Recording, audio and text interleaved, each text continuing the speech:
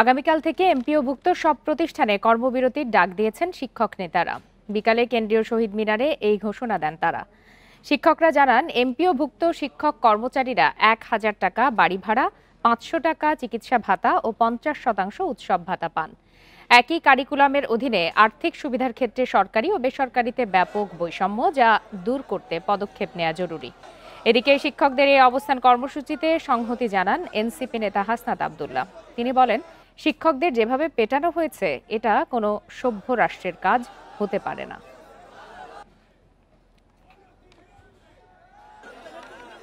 রাষ্ট্রের কাছ থেকে কোনো ভিক্ষা নয়, রাষ্ট্রের কাছ থেকে কোনো আপনারা অনুদান চাচ্ছেন না, এটা রাষ্ট্রের কাছ থেকে আপনাদের অধিকার।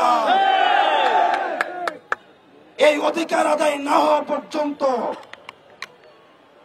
আপনারা এই শহীদ মিনার প্রাঙ্গণ আপনারা ত্যাগ করবেন না।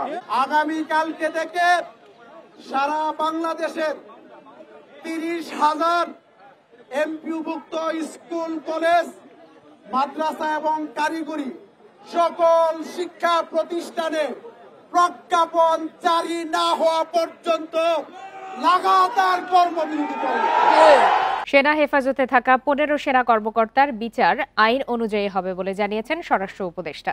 রবিবার সচিবালয়ে আইন শৃঙ্খলা কমিটির বৈঠক শেষে তিনি আরও বলেন, নির্বাচনের আগে বিশৃঙ্খলার চেষ্টাকারীদের চিহ্নিত করা হচ্ছে। এ সময় সেফ এক্সিট চাওয়ার কোনো কারণ নেই বলেও মন্তব্য করেন তিনি।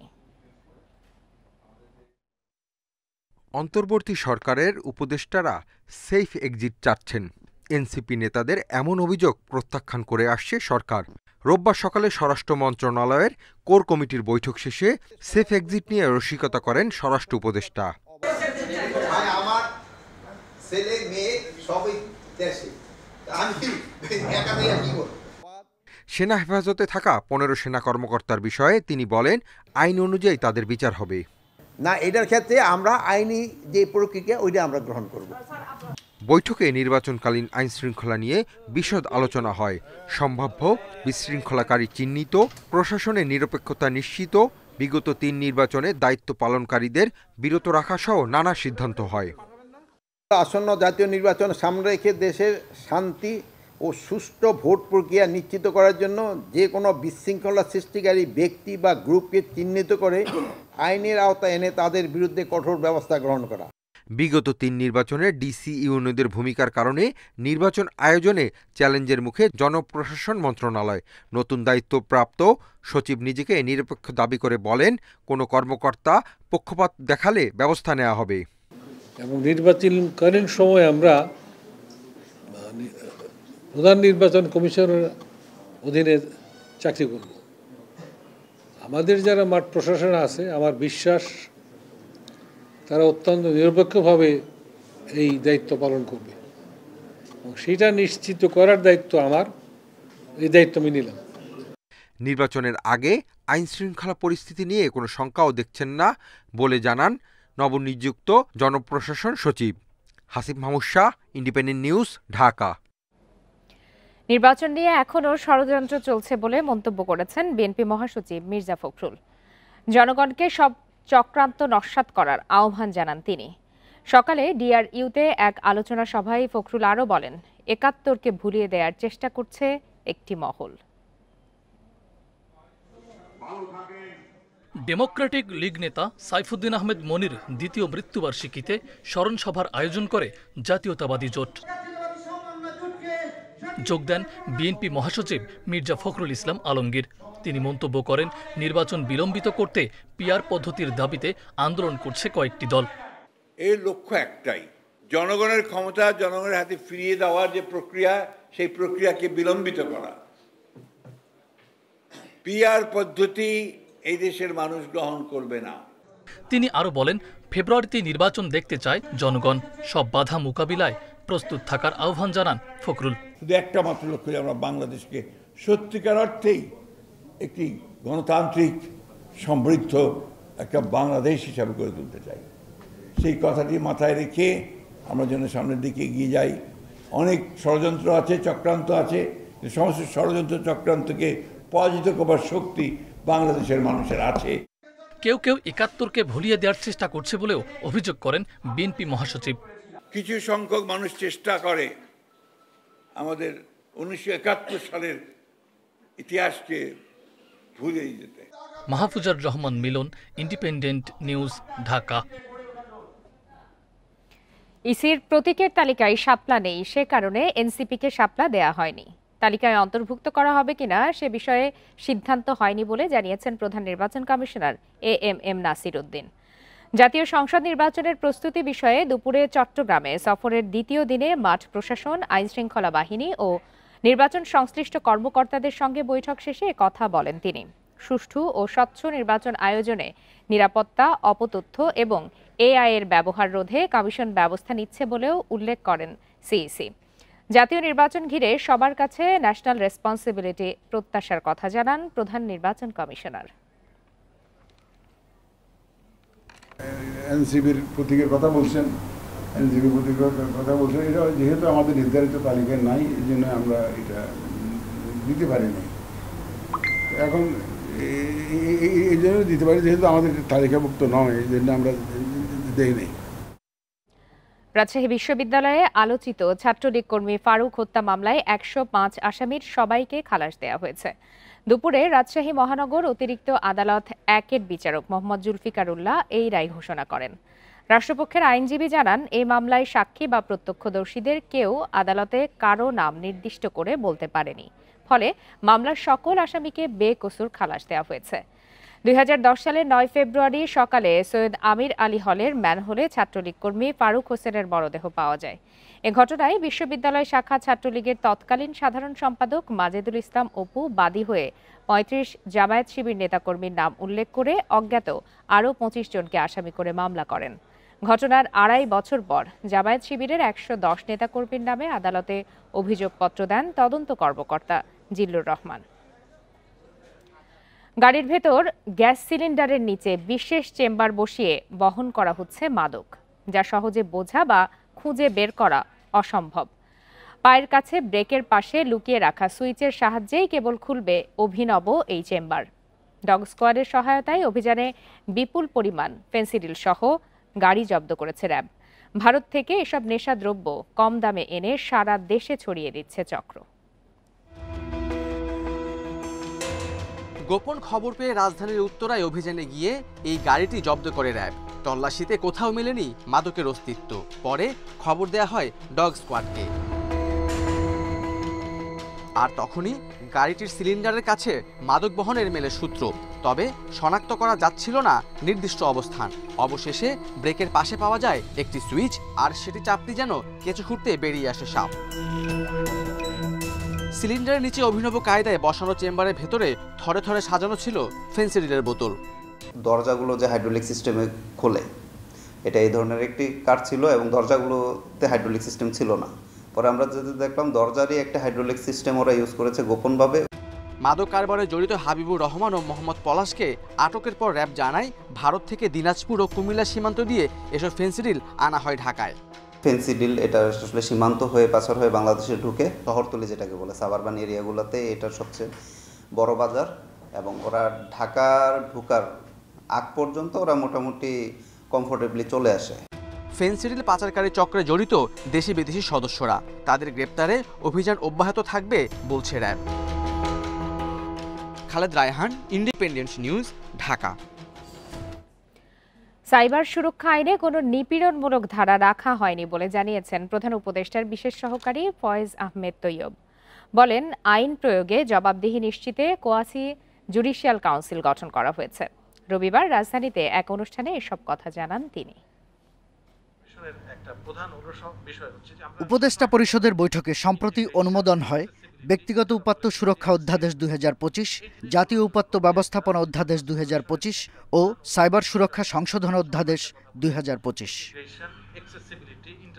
অধ্যাদেশ পাশ হওয়ায় রোববার সকালে রাজধানীর আগারগাঁওয়ে এক অনুষ্ঠানে প্রধান উপদেষ্টার বিশেষ সহকারী ফয়েজ আহমেদ তৈয়ব সহ সংশ্লিষ্টদের অভিনন্দন জানানো হয়। ফয়েজ আহমেদ তৈয়ব বলেন, দ্রুত আইন করলেও মানের ক্ষেত্রে ছাড় দেওয়া হয়নি, নিপীড়নমূলক ধারা রাখা হয়নি বলেও জানান তিনি। আইন করতে গিয়ে দ্রুততম সময়ের মধ্যে আমাদেরকে করতে হয়েছে, বাট এই দ্রুততার কারণে আমরা কোয়ালিটিকে কম্প্রোমাইজ করিনি, আমাদেরকে কোয়ালিটি কম্প্রোমাইজ করতে হয়নি। কর্তৃপক্ষকে অবাধ ক্ষমতা দেওয়া হয়নি, কারণ সেখানে কোয়াসি জুডিশিয়াল একটা অথরিটি রাখা হয়েছে, অর্থাৎ কর্তৃপক্ষের জবাবদিহিতা নিশ্চিত করতে হয়েছে। এখন ব্যক্তিগত তথ্য উপাত্ত নিয়ে কাজ করার ক্ষেত্রে তদারকির ব্যবস্থার কথাও জানান তিনি। তথ্য সংগ্রহ, সংরক্ষণ, বিনিময়, প্রক্রিয়াজাতকরণ, এই 4টা কাজ যদি কর্তৃপক্ষ করে, কোনো প্রতিষ্ঠান করে অন্য প্রতিষ্ঠানের সাথে, তাহলে আমরা বলেছি ওভারসিং অথরিটি হিসাবে কর্তৃপক্ষের যেই একটা কমপ্লায়েন্স রচনা করে দিবে, এই কমপ্লায়েন্সটা মানতে হবে। এটাই জন্য মানতে হবে আজকে আমরা গুম, খুন সব বিভিন্ন ধরনের যে অপরাধের বিস্তৃতি দেখি, এই বিস্তৃতির পিছনে ব্যক্তিগত তথ্যের অপব্যবহারকে অনেকাংশে দায়ী করা যায়। আগামী বছরের মাঝামাঝি বা শেষ নাগাদ বাংলাদেশ ৩য় সাবমেরিন কেবলে যুক্ত হবে বলেও জানান প্রধান উপদেষ্টার বিশেষ সহকারী। সার্ভে যোগাযোগ করেছে আমার জন্য। শাহাদাত স্বপন, ইন্ডিপেন্ডেন্ট নিউজ, ঢাকা। চট্টগ্রাম বন্দরের লালদিয়া, নিউ মুরিং ও পানগাঁও টার্মিনাল পরিচালনার জন্য বিদেশি অপারেটর নিয়োগে আগামী ডিসেম্বরে চুক্তি সই করবে সরকার। এছাড়া কোনো অবস্থাতেই বন্দরের পণ্য ওঠানামায় বাড়তি ৪১% মাশুল কমানো হবে না বলে জানিয়েছেন নৌ সচিব। রবিবার রাজধানীতে এক সেমিনারে তিনি এসব কথা বলেন। এ সময় জাহাজ আমদানি ও বিক্রিতে সরকারের নিয়ম সহজ করার তাগিদ দেন উদ্যোক্তারা। আধুনিক অবকাঠামো, দক্ষ জনবল ও সঠিক নিয়ম নীতির কারণে শ্রীলঙ্কা, সিঙ্গাপুর সহ আধুনিক বন্দরগুলো একদিনে পণ্য খালাস করলেও চট্টগ্রাম বন্দর থেকে পণ্য খালাস হতে 3 থেকে 4 দিন সময় লাগে। অনেক সময় 2 থেকে 3 সপ্তাহ পর্যন্ত সময় ব্যয় হয় পণ্য খালাসে। এমন পরিস্থিতিতে গড়ে 41% মাশুল বাড়িয়েছে চট্টগ্রাম বন্দর কর্তৃপক্ষ। ইকোনমিক রিপোর্টার্স ফোরাম আয়োজিত সমুদ্রগামী জাহাজ শিল্পের সমস্যা ও সম্ভাবনা নিয়ে আলোচনায় বক্তারা বলেন, জাহাজের সংখ্যা বাড়লে দেশে আমদানি রপ্তানির পরিমাণ বাড়বে। তবে জাহাজ আমদানি থেকে শুরু করে বিক্রি পর্যন্ত নানা নিয়ম নীতির কারণে এই শিল্প তেমন সম্প্রসারিত হচ্ছে না। কাঁচামাল আমদানিতে বিভিন্ন নীতি সহায়তার তাগিদ দেন তিনি। যে কোনো জাহাজ যখন আপনি কিনবেন, আপনি মিনিমাম ৫,০০০ টনের জাহাজ যদি কেনেন, তাহলে এটাকে ওশন গোয়িং হবে এবং এটা 3 বছরের আগে আপনি বিক্রি করতে পারবেন না। তো এটা কেমন কথা? আপনি একটা গাড়ি কিনছেন, আপনি 1 বছর পরে বেচে দেবেন, আমার ভালো লাগে নাই বা কাজ করে নাই, এটা আটকে রাখার কি আছে আমি জানি। এই সমস্ত কারণে বাংলাদেশ সবসময় পিছনে আছে। এ সময় নৌ পরিবহনের সিনিয়র সচিব বলেন, চট্টগ্রাম বন্দরে সিন্ডিকেট সহ নানা জটিলতার কারণে জাহাজগুলো থেকে পণ্য খালাসে দীর্ঘ সময় লাগে। তবে বন্দরের সক্ষমতা বাড়াতে উদ্যোগ নেওয়া হচ্ছে বলে জানান তিনি। কোনোভাবেই আমাদের ট্যারিফ রেট আমরা যেভাবে আছে ওইটার উপরে ভিত্তি করে কিন্তু আমরা নেগোসিয়েশনগুলো করছি। 2036 সালে আপনারা জানেন যে 5.36 যেটা আমাদের স্টাডিতে আসছে, 5.36 মিলিয়ন টিউস হ্যান্ডেল করতে হবে। তো সেটা যদি হ্যান্ডেল করতে হয়, কিন্তু এখানে বিদেশি অপারেটর ছাড়া সম্ভব না। বন্দরগুলোর অনিয়ম রোধ করা ও সক্ষমতা বাড়াতে পারলে দেশি বিদেশি বিনিয়োগ বাড়বে বলেও আশা করেন আলোচকরা। দেশের স্বার্থ বিঘ্নিত না হয়। Shafil Alam Sujan, independent news, Dhaka. দেশে গত 24 ঘন্টায় ডেঙ্গুতে আক্রান্ত হয়ে আরও 5 জনের মৃত্যু হয়েছে। এ নিয়ে চলতি বছর ডেঙ্গুতে মৃতের সংখ্যা বেড়ে দাঁড়ালো 229 জনে। রবিবার স্বাস্থ্য অধিদপ্তরের পাঠানো এক বিজ্ঞপ্তিতে এই তথ্য জানানো হয়। বিজ্ঞপ্তিতে আরও বলা হয়, গত 24 ঘন্টায় ডেঙ্গু আক্রান্ত হয়ে হাসপাতালে ভর্তি হয়েছেন আরও 953 জন। এর মধ্যে বরিশাল বিভাগে 141, চট্টগ্রাম বিভাগে 107 জন আক্রান্ত হয়েছেন। আর ঢাকা উত্তর সিটিতে 147 ও দক্ষিণ সিটিতে 122 জন আক্রান্ত হয়েছেন। এবছরের জানুয়ারি মাস থেকে এখন পর্যন্ত সব মিলিয়ে 54,559 জন রোগী হাসপাতালে ভর্তি হয়েছেন। এদিকে গত একদিনে সারা দেশে 854 জন ডেঙ্গু রোগী হাসপাতাল থেকে ছাড়পত্র পেয়েছেন। এ নিয়ে চলতি বছর ছাড়পত্র পেয়েছেন 51,783 জন। অন্যদিকে দেশে এক বছরে সবচেয়ে বেশি 3,21,179 জন ডেঙ্গু রোগী হাসপাতালে ভর্তি হয়েছিল 2023 সালে। 12 থেকে 15 ঘন্টার মধ্যেই রাকসু নির্বাচনের ফলাফল প্রকাশ করা সম্ভব হবে বলে আশা প্রকাশ করেছেন রাজশাহী বিশ্ববিদ্যালয়ের উপাচার্য সালেহ হাসান নকিব। দুপুরে সিনেট ভবনে আয়োজিত সংবাদ সম্মেলনে একথা বলেন তিনি। এ সময় উপাচার্য আরও বলেন, রাকসু নির্বাচন অত্যন্ত স্বচ্ছ প্রক্রিয়ায় সম্পন্ন করা হবে। ভোট গ্রহণের পর থেকে ফলাফল ঘোষণা পর্যন্ত সমস্ত কার্যক্রম ক্যামেরার মাধ্যমে দেখানো হবে। আমাদের অত্যন্ত দক্ষ একটি কারিগরি দল রয়েছে উল্লেখ করে তিনি বলেন, যান্ত্রিক ত্রুটি না হলে এবং সবকিছু ঠিক থাকলে পূর্ণাঙ্গ ফলাফল ঘোষণা করতে বেশি সময় লাগবে না। এখান থেকে আমরা একটা মেসেজ সব জায়গাতে ছড়িয়ে দিতে চাই, সেটা হচ্ছে যে রাকসু নির্বাচন সফল করার জন্য শিক্ষক, শিক্ষার্থী, কর্মচারী, কর্মকর্তা সবাইকে এগিয়ে আসার জন্য আমরা একটা আহ্বান জানাচ্ছি। নিরাপত্তাহীনতায় ভুগছে দেশের তৈরি পোশাক খাত। গত এক বছরে 182টি কারখানা বন্ধ হয়ে গেছে বলে অভিযোগ করেছে Bangladesh garments buying house association.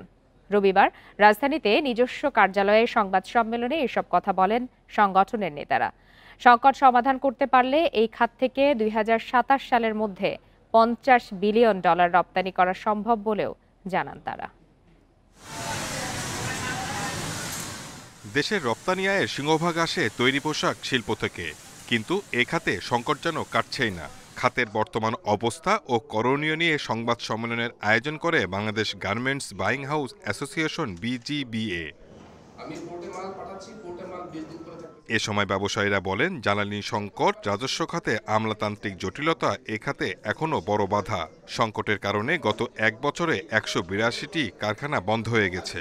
টেকসই সমাধানে কার্যকর উদ্যোগ নেওয়ার আহ্বান জানান BGBA সভাপতি। আমাদের কাস্টমারের যে ব্র্যান্ডগুলোর তার বড় একটা কনসার্ন কিন্তু বাংলাদেশের কারখানাগুলোর নিরাপত্তাহীনতার মধ্যে। আমরা এই যে কারখানা খুলতেছে, কোন সময় বন্ধ হয়ে যাবে, কোনো এরিয়াতে বন্ধ হয়ে যাচ্ছে, কোনো এরিয়াতে প্রবলেম হচ্ছে, এতে যেটা হচ্ছে তাদের মধ্যে অনিশ্চয়তার মধ্যে ফেলে দিচ্ছেন। এলডিসি উত্তরণের চ্যালেঞ্জ মোকাবেলায় ব্যবসায়ীরা এখনও প্রস্তুত নয় জানিয়ে উদ্যোক্তারা বলেন, এখন উত্তরণ হলে তা সামগ্রিক খাতের জন্য আত্মঘাতী হবে।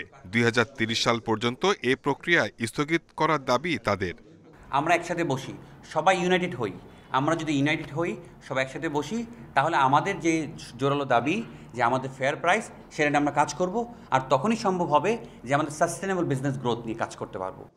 গত 2 মাসে তৈরি পোশাক রপ্তানি 5% কমেছে বলেও জানায় buying house association. Shahid Ahmed, independent news, Dhaka. রাজনৈতিক অপচেষ্টার অংশ হিসাবে একটি মহল জুলাই স্মৃতিস্তম্ভে নির্মাণের বাজেট নিয়ে প্রশ্ন তুলছে বলে মন্তব্য করেছেন স্থানীয় সরকার উপদেষ্টা আসিফ মাহমুদ সজীব ভুঁইয়া। তিনি বলেন, জনগণের দায়বদ্ধতা থেকে নয়, বরং রাজনৈতিক উদ্দেশ্যেই সমালোচনা করা হচ্ছে।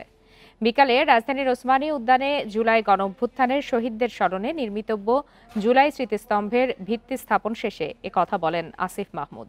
এ সময় তিনি অভিযোগ করেন, বিগত সরকারের আমলে যারা শত শত কোটি টাকা আত্মসাৎ করত, তারাই এখন অপপ্রচার চালাচ্ছে।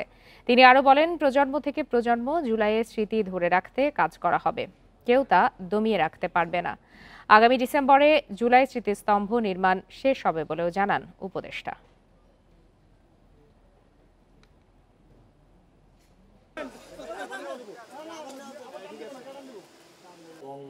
আপনারা জানেন যে আজকে আমরা মূলত করেছেন তাদের স্মরণে বিগত ফ্যাসিবাদী সময়ে এই যে বিভিন্ন ভাস্কর্য হতো, এর থেকেও ছোট ইনফ্রাস্ট্রাকচারে আমরা দেখেছি 300-400 কোটি টাকা খরচ হয়েছে। তখন ফ্যাসিবাদের ভয়ে হোক কিংবা তাদেরকে সমর্থন দিয়েই হোক, এই লোকগুলোকে আমরা কথা বলতে দেখতাম না কিংবা অর্থ নিয়ে, বাজেট নিয়ে কথা তুলতে দেখতাম না। এখন তাদেরকে আমরা এটা নিয়ে কথা তুলতে দেখি, কারণ এটা জুলাই নিয়ে হচ্ছে। আর এই ছিল আজকের বিরতিহীন রাত 9টায় বাংলাদেশে ইন্ডিপেন্ডেন্ট টেলিভিশনের সব খবরের আরও বিস্তারিত জানতে চোখ রাখুন ফেসবুক, ইউটিউব আর এক্সে। ধন্যবাদ এতক্ষণ সাথে থাকার জন্য।